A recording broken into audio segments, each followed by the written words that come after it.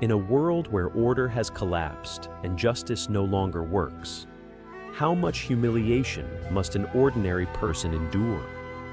How many times must he struggle against himself before he finally abandons the dream of being a law-abiding citizen and chooses to pick up a weapon simply to protect his own life? Today, we begin the story of Water Margin. Water Margin is more than a tale of outlaws.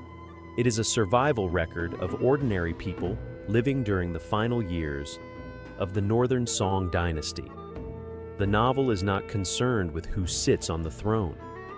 Instead, it asks a far more human question. Our story begins in the final decades of the Northern Song. It was an age filled with contradictions. On one hand, the economy flourished and culture reached extraordinary heights. Anyone who has seen the famous painting Along the River during the Qingming Festival can glimpse the breathtaking prosperity of Bianliang, one of the greatest cities on earth at the time. Yet beneath that prosperity, the empire was already rotting from within. Water Margin does not begin with heroes.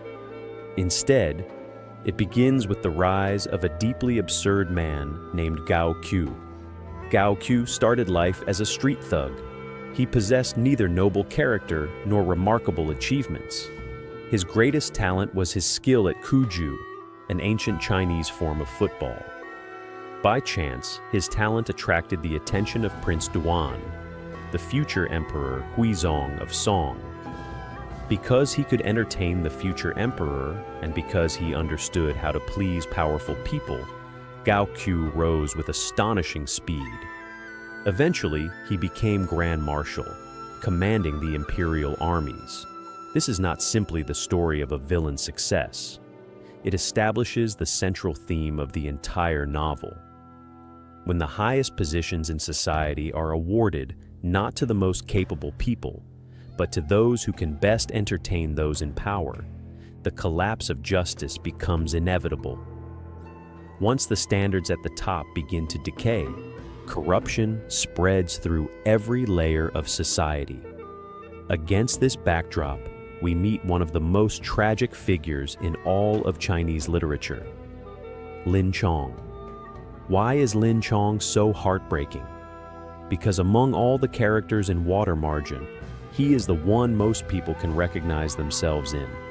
Lin Chong is not a natural rebel. He is nothing like Li Kui, whose violent nature seems almost born with him. Nor is he like Lu Jishan, who cannot tolerate injustice and immediately rushes to defend the weak. Lin Chong is a respectable middle-class man. He serves as an instructor for the Imperial Guard. He possesses exceptional martial skills, a stable government position, and a beautiful, devoted wife. His greatest dream is simple: to live peacefully, support his family, and enjoy an ordinary life. He has no ambition to overthrow the system. He does not even hate it. In many ways, he is one of its defenders. Yet fate chooses him precisely because he wants nothing more than to be a good citizen. The disaster begins with what seems like a minor incident. One day, Lin Chong accompanies his wife to a temple. During a brief moment when he steps away, Gao Yanne, the adopted son of Gao Q, spots Lin Chong's wife and immediately becomes obsessed with her beauty. He openly harasses her in public. When Lin Chong arrives, his fist rises instinctively, but the moment he realizes who the offender is, everything changes. His hand hesitates. That hesitation marks the beginning of his tragedy. Had Lu Jishan been standing there, the punch would already have landed. Had Wu Song been present, a blade might have been drawn. But Lin Chong calculates the consequences. He thinks about his career. He thinks about the power of Gao Q. He thinks about what will happen to his family if he acts. And so he swallows his anger. Like many ordinary people, he convinces himself that retreating one step will allow him to avoid disaster. But the law of the jungle teaches a different lesson. When a wolf sets its eyes upon a sheep, the sheep's retreat does not satisfy the wolf. It only convinces the predator that its prey is weak. Gao Yane becomes even more determined. Soon, a carefully planned conspiracy begins to unfold. A former friend of Lin Chong named Lu Qian betrays him in order to gain favor with powerful men. Through deception and manipulation, he helps create opportunities for Gao Yane to pursue Lin Chong's wife. Even after discovering the scheme, Lin Chong still refuses direct confrontation. He damages Lu Qian's property, but he never dares challenge Gao Qiu himself. Then Gao Qiu personally enters the game. What follows becomes one of the most famous episodes in the entire novel, the White Tiger Hall Trap. Knowing that Lin Chong loves fine weapons, Gao Qiu arranges for him to acquire a treasured blade. Soon afterward, Lin Chong is invited to bring the weapon into an official compound so that it can supposedly be inspected. Lin Chong is a military instructor, not a politician. He understands combat. He does not understand intrigue. Excited by the opportunity, he carries the weapon into the compound without suspicion. Only then does he discover that he has been led into the White Tiger Hall, a restricted military facility where weapons are strictly forbidden. The trap snaps shut instantly. Gao Qiu accuses him of entering a military zone with a weapon and plotting assassination. A crime punishable by death. Even at this moment, Lin Chong still does not rebel. He argues his innocence. He follows legal procedures. He places his hopes in the system. Fortunately, several officials recognize that he has been framed. Through careful intervention, his death sentence is reduced to exile in Kangzhou. Most people would be consumed by hatred after such injustice. Lin Chong is not. On the journey to exile, he suffers endless abuse. The guards assigned to escort him humiliate him repeatedly. They force him to wear painful straw sandals and subject him to cruel treatment. Yet Lin Chong endures everything in silence. He even treats them politely. Why? Because he still believes he has a future. He tells himself that if he can simply survive his sentence, one day he may return home and reclaim the life that was stolen from him. He writes to his wife not because he has given up hope, but because he fears dragging her into his suffering. His philosophy of endurance reaches its highest expression, and for the audience it becomes almost unbearable to watch. Then comes the night of the great snowstorm. Unknown to Lin Chong, Gao Qiu has no intention of letting him live. Lu Qian is sent to Kangzhou. Bribes are paid, plans are made. The goal is simple: burn Lin Chong alive inside the forage depot where he works. But on that particular night, nature itself seems unwilling to cooperate with evil. A blizzard unlike any seen before descends from the sky. And in the freezing darkness, as snow covers the earth and fate closes in from every direction, Lin Chong is about to reach the final limit of his patience. The man who spent his entire life trying to remain a good citizen is about to discover that some systems leave no room for innocence. To be continued.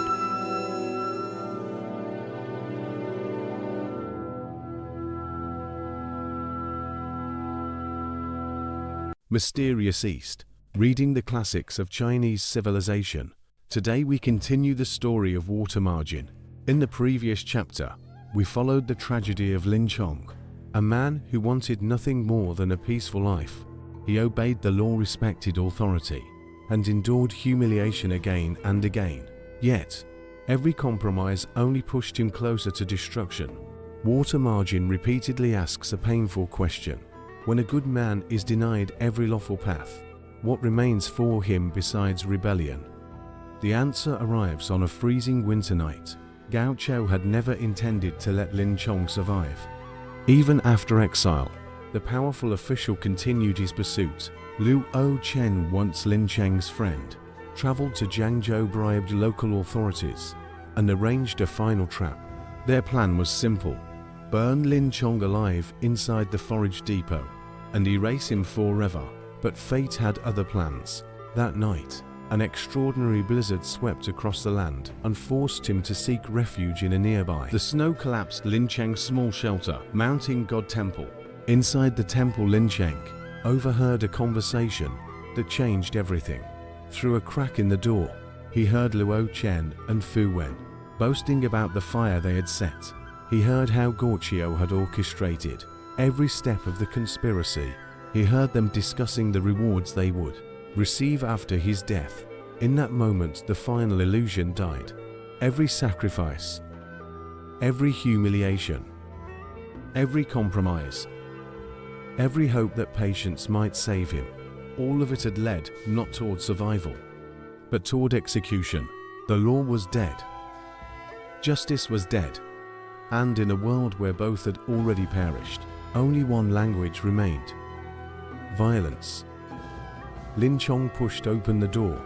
At that moment, the cautious instructor, who had spent years suppressing his anger, ceased to exist. A different man stepped into the snow. His spear rose and fell. Lu Xian died. Fun died. The men who had hunted him were finally judged. Their heads were placed upon the temple altar. The famous episode, known as the Snowy Night at the Mountain God Temple, is one of the most powerful scenes in all of Chinese literature. Shui Nian was not merely describing weather. The snow falling from the sky mirrored the frozen world inside Lin Cheng's heart. After the killings, he carried his spear and walked alone through the endless white wilderness. Where could he go? His home was gone. His career was gone. His future was gone. The empire he once served had abandoned him. The world was vast, yet there seemed to be no place left for an honest man. This is the true meaning behind the phrase, forced onto Lian Chong.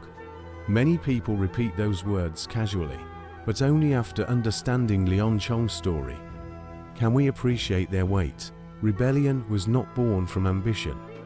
It was born from desperation. Lin Chong did not seek power. He did not dream of becoming an outlaw. He simply reached the point where retreat was no longer possible, and so he climbed Liangshan Mountain. Yet Liangshan was not a paradise. This brings us to another important truth about water margin. The Jianghu, the outlaw world, is not a utopia. Many imagine Liangshan as a brotherhood, where heroes feast together, drink together, and live as equals. Reality is far more complicated. Liangshan was a society, and every society contains hierarchy, factions, jealousy, and power struggles. When Lin Chong first arrived, the leader of Liangshan was Wang Luwan. Wang Luwan was a failed scholar, with a narrow mind and an insecure heart. The moment he saw Lin Chong's military background and exceptional skill, he became afraid. He feared losing authority. He feared being replaced, and so he refused to welcome him. Instead, Wang Luwan demanded that Lin Chong kill a stranger as proof of loyalty before being accepted. The irony is devastating. Below the mountain, Lin Chong had been hunted by corrupt officials. Above the mountain, he was tested by suspicious outlaws. The imperial system rejected him. The outlaw world distrusted him. Where then was justice supposed to exist? As Lin Chong waited below the mountain for 3 days, unable to find a suitable target, another important figure entered the story. His name was Yongji. If Lin Chong was a volcano forced into silence, Yongji was a man crushed by relentless misfortune. Like Lin Chong, he came from a respected military family. Like Lin Chong, he hoped to build a future within the system, but fate seemed determined to deny him every opportunity. Lin Chong suffered because of powerful enemies. Yongji suffered because fortune itself appeared to turn against him. Yet even Yongji would soon encounter a world where strength alone could not guarantee survival. And this leads us to another unforgettable figure, a man who embodied the spirit of Zheng Hu more completely than almost anyone else, Lu Jishan. To understand the violence of water margin, one must compare Lu Jishan and Lin Chong. Lin Cheng's violence was born from endurance. It was the violence of a man pushed beyond his limits. Lu Xian's violence was different. It was direct, open, fearless. Originally serving in Weijiao, Lu Xian lived a comfortable life. But one day he heard the cries of a stranger. After learning the story of Zhong Suilian and the suffering inflicted upon her family, he immediately decided to act. This decision led to one of the most famous episodes in the novel, the 3 punches that killed Zhong Guanxi. Many remember only the excitement of the fight, but beneath the violence lies remarkable intelligence. Before confronting Zhong Guanxi, Lu Xun first ensured that Zhong Suilian and her father had safely escaped. Then he deliberately delayed matters. He ordered different cuts of meat. He provoked Zhong Guanxi repeatedly. He waited. Every action bought more time for the victims to flee. Only after securing their safety did he strike. Even after Zhong Guanxi died, Lu Xian remained calm. Rather than panic, he mocked the corpse, created confusion among the crowd, and slipped away before anyone could stop him. This was not mindless brutality. It was violence guided by purpose. Through Lin Zhongyi and Lu Xun, water margin, presents to different roads toward rebellion. One man endured until endurance became impossible. The other acted the moment he witnessed injustice. Together they reveal the central question of the novel. How should a person respond when the world itself becomes corrupt? As more heroes begin to gather, that question will only become more difficult. To be continued. Mysterious East, reading the classics of Chinese civilization. Today we continue the story of water margin. In the previous chapter, Lin Chong finally abandoned his faith in the system. After years of humiliation and restraint, he chose the path of resistance. Yet Lin Chong's tragedy was only one piece of a much larger story. Across the empire, more and more people were being pushed toward the same fate. Among them stood a man unlike any other hero in the novel. His name was Lu Jishan. After killing Zheng Guanxi, Lu Jishan did not panic. He mocked the corpse, created confusion, and calmly disappeared. At first glance, he appears to be just another violent outlaw. But Lu Jishan is different. Most of Liangshan's heroes kill because of revenge, survival, or personal interest. Lu Jishan rarely acts for himself. He helps Jin Quilian. He protects strangers. He stands against bullies. And when Lin Chong is being escorted into exile, Lu Jishan secretly follows him for hundreds of miles. This leads to one of the most memorable scenes in Water Margin, the Wild Boar Forest. When the guards Dong Chao and Shui Ba prepare to murder Lin Chong, a Buddhist staff suddenly crashes through the air. Lu Jishan appears. His first words are not directed at the attackers. Instead, he looks at Lin Chong and says, "Brother, I have worried for you." That single sentence captures the highest ideal of brotherhood in the Jianghu world. Everyone else had abandoned Lin Chong. Lu Jishan had not. For a brief moment, he brought warmth into Lin Chong's frozen world. But Lu Jishan could save Lin Chong's life. He could not save Lin Chong's heart. Deep inside, Lin Chong still hoped to return to ordinary life. As more men like Lin Chong and Lu Jishan drifted through the outlaw world, the story of Water Margin continued to grow. The scattered heroes of the empire were slowly being drawn toward the same destination. Liangshan. Yet Liangshan did not become a movement because of Lin Chong, nor because of Lu Jishen. The man who transformed a collection of outlaws into a political force was Song Jiang. At first glance, Song Jiang seems unimpressive. He is not the strongest fighter. He is not the most handsome.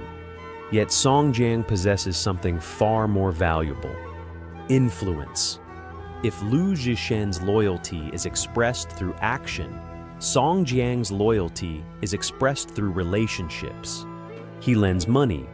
He shelters fugitives. He helps men in trouble.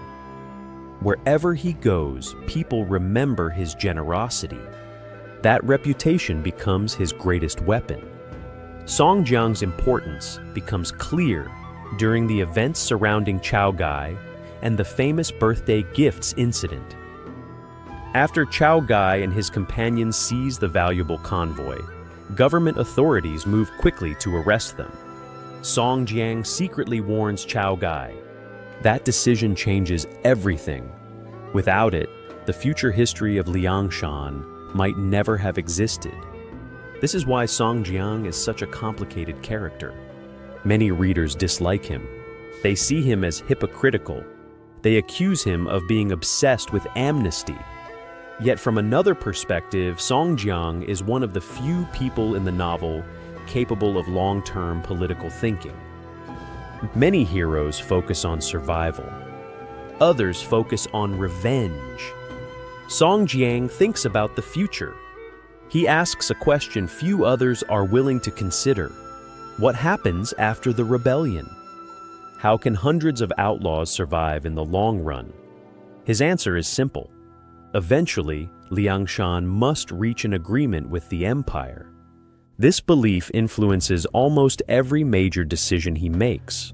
When Song Jiang later becomes the leader of Liangshan, he begins reorganizing the movement. The famous ranking of the 108 heroes is not merely a celebration. It is also a distribution of power. Former military officers and government officials often receive positions of prominence. Men such as Guansheng, Qin Ming, Hu Yanzhuo, and Lin Chong occupy important places within the hierarchy. Meanwhile, many of the earliest grassroots rebels rank lower. This reveals Song Jiang's thinking. If negotiations with the government ever become possible, former officials will carry greater political value than ordinary bandits. It is a practical calculation. But practicality often carries a price. The darker side of Song Jiang becomes visible in several famous episodes. Consider Qin Ming. Qin Ming begins as a loyal officer. By the time his family is destroyed, he has nowhere left to go except Liangshan. The same pattern appears again in the story of Lu Junyi. Lu Junyi is wealthy, respected, successful. He has no desire to become an outlaw. Yet through careful planning and deception, he too is eventually forced onto Liangshan. These stories reveal an uncomfortable truth. Song Jiang does not merely welcome heroes. Sometimes he creates circumstances that leave them with no alternative. The Brotherhood of Liangshan is real, but it is not always gentle. Beneath the ideals of loyalty and righteousness lies ambition, calculation, and political necessity. This is what makes Water Margin so fascinating. Liangshan is not a paradise. It is a society filled with hope, loyalty, conflict, sacrifice, and power. By understanding Lu Jishen's compassion and Song Jiang's political vision, we move closer to the heart of the novel. An even more famous figure is about to enter the story. A man whose name has become synonymous with vengeance itself. Wu Song. To be continued.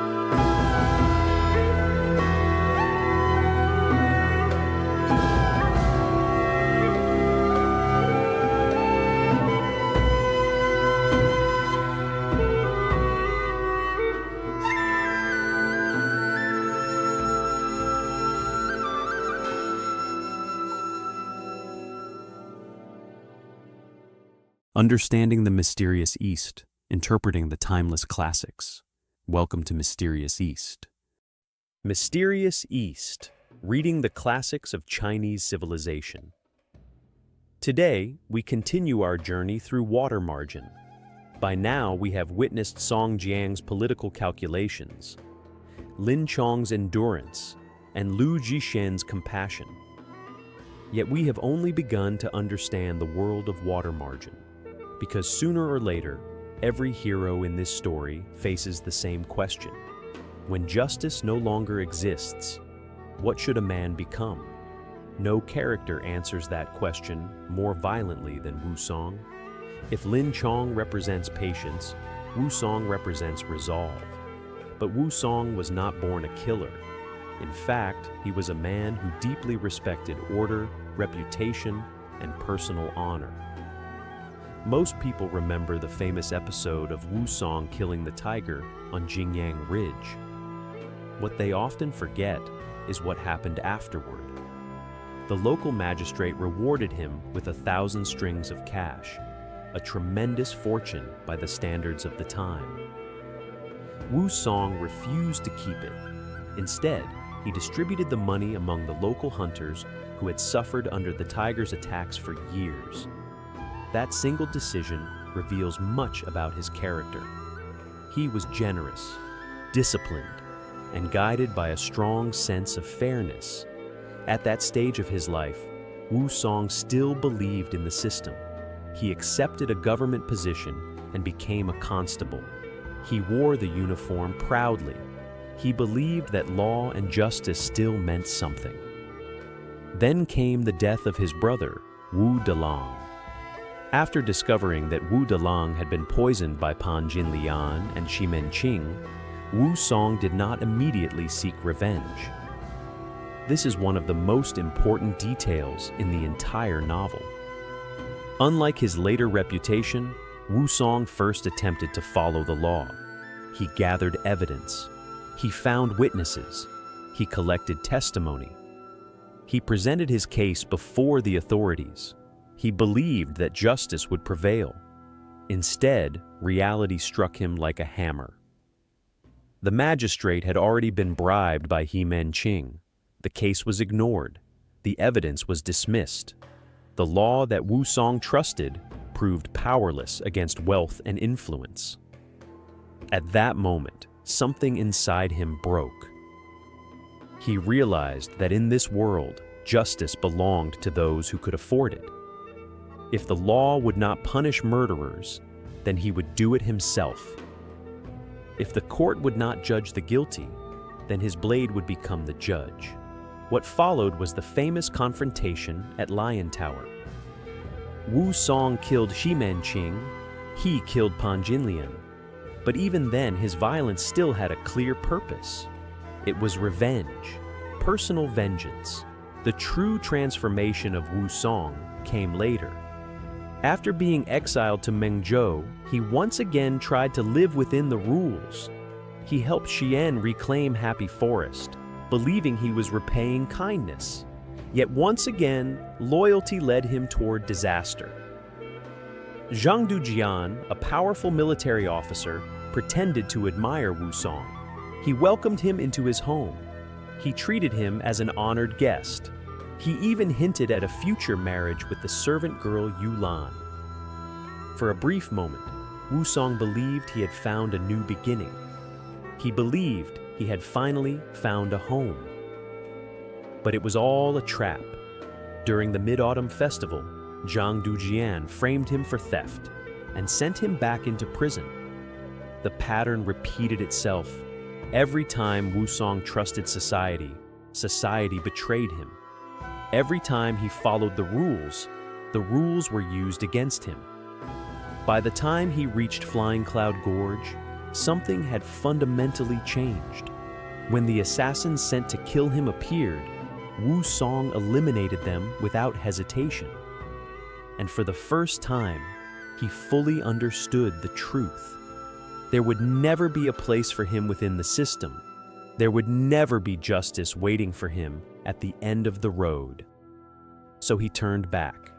He returned to Zhang Dujian's residence, and there, in the famous bloodbath at Mandarin Duck Tower, water margin reaches one of its darkest moments. If Lin Chong's snowy night at the Mountain God Temple represents the peak of tragedy, then Wu Song's massacre at Mandarin Duck Tower represents the peak of violence. Wu Song killed Zhang Dujian. He killed Zhang Menxin. He killed Zhang Tuanlian. But he did not stop there. Servants died. Attendants died. Even Yulan, the woman who had once represented hope and family, was killed. When it was over, 15 people lay dead. Afterward, Wu Song wrote 8 characters upon the wall.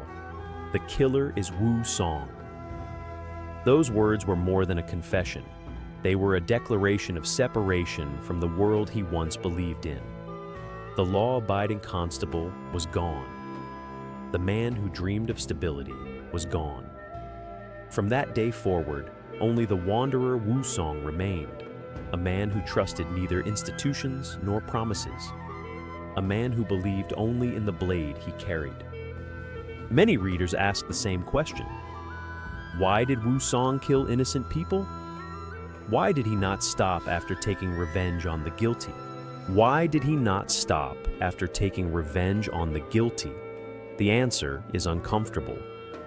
Water margin refuses to hide the damage that oppression can inflict upon the human soul. Under relentless injustice, even a righteous man can become distorted. Wu Song's thinking became brutally simple. If evil surrounded him on every side, then everyone connected to that evil became part of the enemy. It is a terrifying transformation.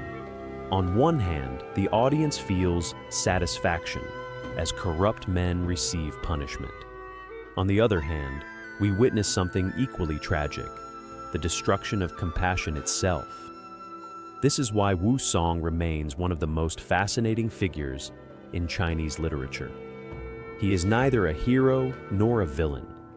He is a warning, a reminder of what can happen when a society pushes a good man beyond the limits of endurance. And as more heroes continue to gather at Liangshan, the consequences of that broken world are only beginning to unfold. To be continued. Mysterious East, reading the classics of Chinese civilization. Today, we continue the story of water margin. In the previous chapter, we followed Wu Song's transformation. A man who once believed in law and justice gradually lost faith in both. Betrayed again and again, he abandoned the dream of living peacefully within the system. But Wu Song's story is only one part of a much larger tragedy. To understand the ending of water margin, we must look beyond individual heroes and examine the fate of Liangshan itself. We have already seen the corruption of the imperial court. Now we must examine the darkness that existed within Jianghu. One of the most famous examples is the notorious inn at Crossroads Slope. Its owner, Sun Erniang, is often remembered as a legendary heroine. But what was her business? Murder, robbery, human flesh sold as food. Her victims were not corrupt officials. Most were ordinary travelers. This is one of the most uncomfortable truths in Water Margin. The novel never portrays the common people as naturally virtuous. When order collapses, cruelty does not disappear. It spreads. A broken society creates new predators. Many people who fear being devoured eventually become devourers themselves. This is the darker side of Jianghu, and Xinayan never tries to hide it. As the story shifts from individual struggles to Liangshan as a collective force, another reality becomes clear. The violence of the outlaw world and the political ambitions of Songjiang are slowly merging together. By the time all 108 heroes had gathered, Liangshan had reached the height of its power. Imperial armies were defeated. Famous generals were humiliated. The banner of Liangshan seemed unstoppable, yet beneath this apparent glory, a dangerous conflict was growing. Its name was amnesty. No issue divided Liangshan more deeply. Songjiang supported amnesty with all his heart. His reasoning was simple. Outlaws could not remain outlaws forever. If they received imperial recognition, they could restore their reputations, serve the country, and leave honorable names in history. It was the dream of a man who still believed that legitimacy came from the throne. But many heroes disagreed. Wu Song opposed amnesty. Li Kui opposed amnesty. Lu Jishin opposed amnesty, each for different reasons. Wu Song had already seen the corruption of the system with his own eyes. Too much blood stood between him and the government. Li Kui valued freedom more than titles. Lu Jishin had long since stopped caring about worldly success. To them, amnesty looked less like redemption and more like surrender. Yet Songjiang held authority over Liangshan. More importantly, he framed the debate through the language of loyalty and brotherhood. To oppose amnesty was to oppose the collective will. Gradually, resistance faded. The banner of rebellion was lowered. The outlaws became soldiers of the empire. And with that decision, the final tragedy began. What followed were years of relentless warfare. Campaigns against Liao, campaigns against Tianhu, campaigns against Wang Qing. The heroes marched from battlefield to battlefield. Many suffered, many bled, but the Brotherhood endured. Then came the campaign against Fang La. Everything changed. If the earlier chapters of Water Margin feel like legend, the Fang La campaign feels like a record of death. The irony was impossible to ignore. Liangshan itself had once been a rebel force. Now those same former rebels were being sent by the Empire to destroy another rebellion. The court had discovered an effective strategy: use one force of chaos to eliminate another. The cost was devastating. Heroes who had survived countless dangers began disappearing one after another. Song Wan fell, Suo Chao fell, Deng Fei fell. The brothers Jie Jin and Jie Bao met tragic ends. Names that once filled the story with life slowly became names carved into graves. Even the greatest warriors could not escape. Qinming died. Many of Liangshan's finest fighters followed. Every victory report concealed another funeral. Every success carried another loss. The further the campaign advanced, the more hollow victory became. Li Kui watched his brothers disappear one after another. Even the fearless Black Whirlwind could not escape grief. And among the survivors stood Wu Song. Yet survival itself came with a price. During the fighting, Wu Song suffered a terrible wound to his left arm.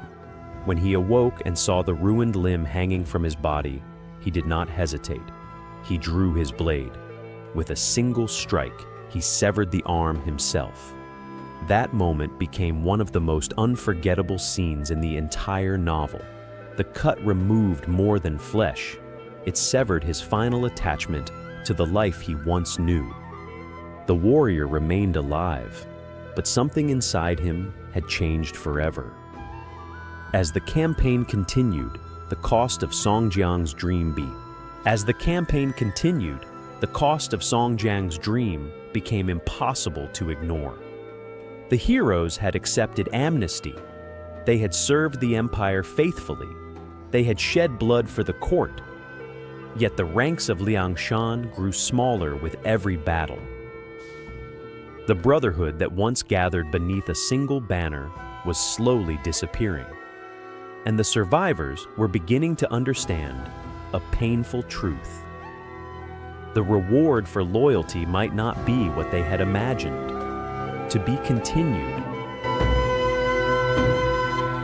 Mysterious East, reading the classics of Chinese civilization. Today, we continue the story of Water Margin. In the previous chapter, we witnessed the devastating course of the Fangla campaign. One by one, the heroes of Liangshan disappeared from the battlefield. Wusong lost his arm, countless brothers lost their lives, and the dream that once united Liangshan was beginning to collapse. Yet the greatest tragedy had not yet arrived, because surviving the war was not the same as surviving the empire. When the campaign finally ended, only a small fraction of Liangshan's heroes remained alive. Of the original 108 stars, only 27 principal heroes survived. More than 2/3 of the Brotherhood had been buried beneath the soil of Jiangnan. The rewards eventually arrived. Song Jiang received an official appointment. The surviving heroes received titles and recognition. At first glance, Song Jiang's lifelong dream seemed complete. The outlaws had become officials, the rebels had become servants of the empire. But history rarely rewards those who once challenged power. Powerful officials within the court had never forgotten Liangshan's past. To them, these men were not heroes, they were former rebels. And former rebels are useful only until they become inconvenient. Soon, poisoned wine arrived. Song Jiang drank it without suspicion. Only after unbearable pain spread through his body did he realize the truth. The empire he had served had finally decided to remove him. Then Song Jiang thought of Li Kui. He feared that after his death, Li Kui would rebel against the court. More importantly, he feared that such a rebellion would destroy the reputation of loyalty he had spent his entire life pursuing. So he summoned Li Kui, and he gave him poisoned wine as well. When Li Kui learned the truth, he did not resist. The most feared warrior of Liangshan, the gentlest part of his heart. He accepted his fate, because his loyalty to Song Jiang had never wavered. Even at the moment of death, yet amid all this darkness, Shinion leaves us one final light. That light belongs to Lu Zishan. After the Fangbla campaign, Lu Zishan settled at Liu Temple in Hangzhou. One night, he heard the roar of the Qianting River tide. At first, he believed war drums were sounding once again. He reached for his staff and prepared for battle. Then an old monk explained that the sound came not from armies, but from the tide itself. In that moment, Lu Zishan remembered the prophecy given to him long ago by his master. The signs had finally been fulfilled. Everything that had been foretold had come to pass. For the first time in his life, Lu Zishan understood. His journey was complete. He felt neither sadness nor regret.